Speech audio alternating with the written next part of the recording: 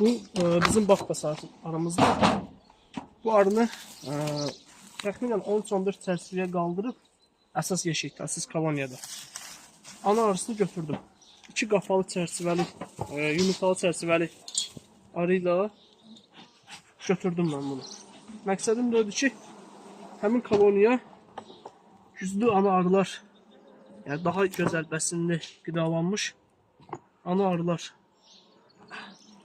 düzəltsinlər özlərinə. Və həmin o koloniyadan da bölmələr alın. Mən bu arıları ümumi məsələn 3 çərçivə bölə bilərdim. Amma 3 çərçivə arının bəslədiyi, qidalandırdığı ana arı ilə 10 çərçivəlik gənc işçi arısı çox olan koloniyanın bəslədiyi, hazırladığı ana arı eyni gücdə, eyni keyfiyyətdə olmur. Gözəl, burada yumurtalar artıq sökülüb, anar da yenidən yumurtlatmağa başlayıb. Bu anarı 3-cü ilindədir. Mən bu anarın arıya toxunmayacağım. Yəni, arılar onu özləri dəyişmək istəyənə qədər, 4 yaşına qədər, 5 yaşına qədər mən arıya toxunmayacağım.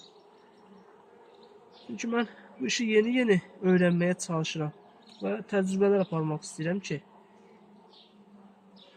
ana arının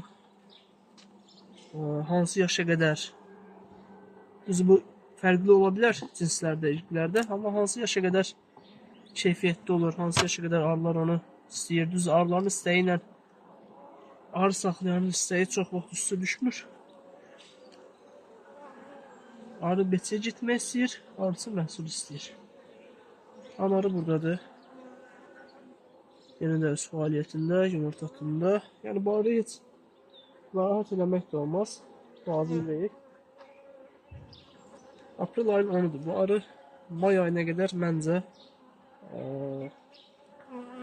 7-8 çərçivəni örtə bilər.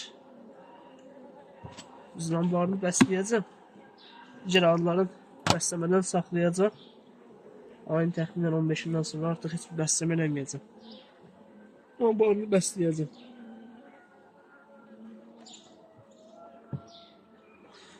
Vəssalam, bu qədər. Hər şey qaydasındadır. Hər şey yolunda.